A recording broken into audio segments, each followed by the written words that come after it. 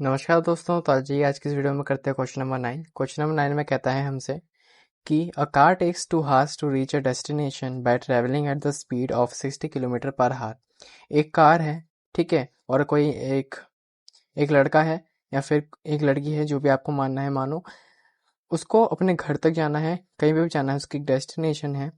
तो उसको पहुंचने में अगर वो अपनी कार को 60 किलोमीटर पर आवर की रफ्तार से भगाता है।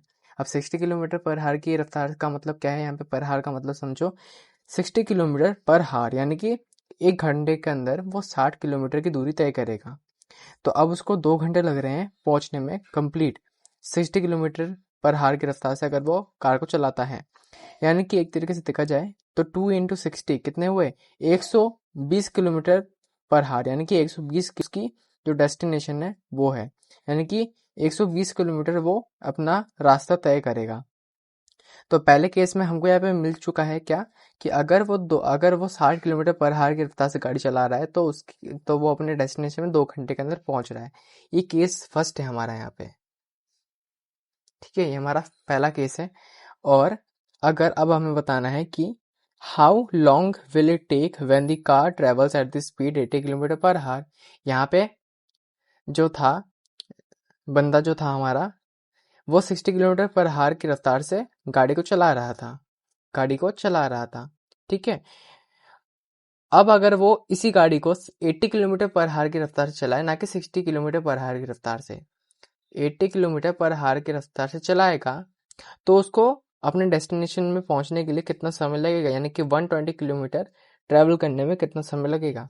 120 किलोमीटर को छोड़ो, आप तो ये बताओ कि उसको कितना टाइम लगेगा अपने डेस्टिनेशन में पहुंचने के लिए।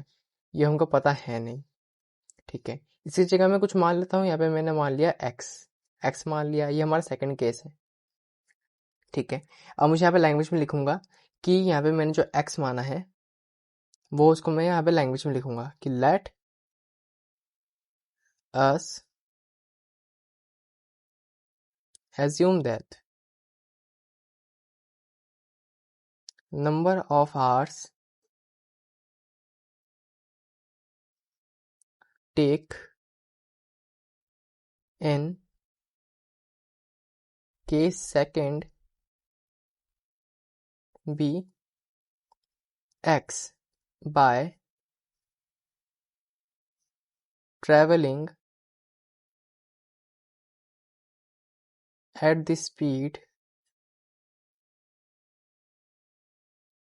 80 km पर हार, ठीक है। यानी कि हम मान लेते हैं के सेकंड के अंदर कि जो नंबर ऑफ हार्स होंगे ना वो एक्स होंगे, जब वो अपनी कार को ट्रेवलिंग कर रहा है वो 80 किलोमीटर पर आवर की रफ्तार से, स्पीड से, ठीक है। चलो अब करते हैं। अच्छा, एक चीज देख पा रहे हो आप कि अगर वो 60 किलोमीटर पर आवर की स्पीड से अपनी कार को चला रहा है, तो उसको 2 घंटे लग रहे हैं टोटल अपने अपने डेस्टिनेशन में पहुंचने तक, अपने मंजिल तक पहुंचने में। तो अगर वो 80 किलोमीटर पर आवर की रफ्तार से गाड़ी चलाएगा, तो क्या वो 2 घंटे से पहले ही नहीं पहुंचेगा? पहुंचेगा, ये तो कॉमन सेंस है आपका। यहाँ पे हमें देखना है, यहाँ पे दो चीजें ना वो उल्टी चल रही है। अब उल्टी चल रही का मतलब क्या हो रहा है यहाँ पे, कि वो इनवर्स प्रोपोर्शन का क्वेश्चन है, ठीक है।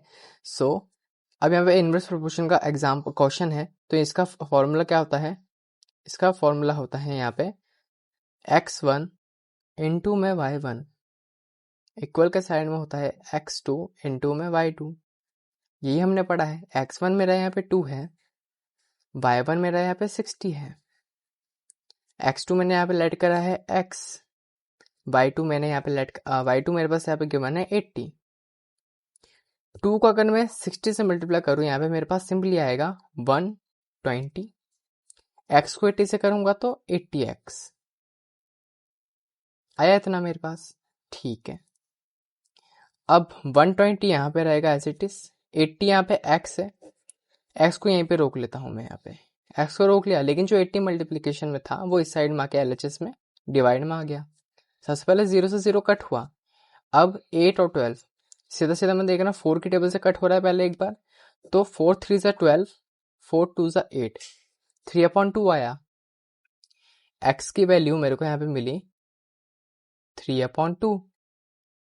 अब अगर मैं 2 को 3 से डिवाइड करता हूँ, नहीं 3 को 2 से डिवाइड करता हूँ, तो मेरे पास यहाँ पे क्या आएगा देखिए, 2 को अगर मैं 3 से डिवाइड करूंगा तो 2 1 सा 2, 3 माइनस 2 1, पॉइंट लगाया 0 बना, 2 5 सा 10, ये कंप्लीट डिवाइड हुआ, यानी कि 1.5। अब x की जगह पे मैं यहाँ पे क्या लिखूंगा, 1.5,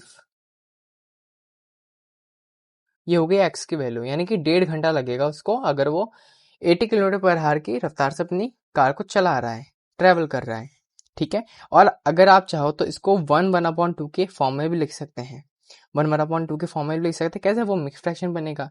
जैसे मैंने यहाँ पे इसको डिवाइड करा, इसको मैंने कंप्लीट डिवाइड करा, तो अगर मैं इसको कंप्लीट डिवाइड ना करके ऐसे करता, 2 है 3 है, 2 1 सा 2 हो जाएगा, 3 माइनस 2 1 हो गया, 1/2, पहला ये 1, फिर ये रिमाइंडर का 1 और 2, 1/2। बुक के पीछे आपके पास ये वाला आंसर है, और मैंने जो आंसर निकाला है वो 1.5 है। इसको और इसको आप और करके दिखा देना कि x की वैल्यू 1.5 आर भी होगी और x की वैल्यू यहाँ पे 1/2 भी लिख सकते हैं हम। ठीक है, तो इस क्वेश्चन के अंदर बेसिकली यही चीज थी। तो ये वाला क्वेश्चन यहीं पे खत्म होता है।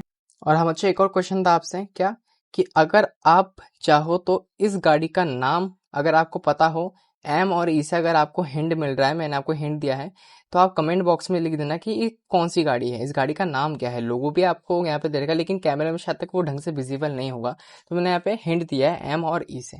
ठीक है, तो देखते हैं कौन सा आंसर देता है। ठीक है, इस वीडियो में इतना ही। नेक्स्ट वीडियो में हम कर लेंगे क्वेश्चन नंबर 10। तब तक के लिए गुड बाय, थैंक यू।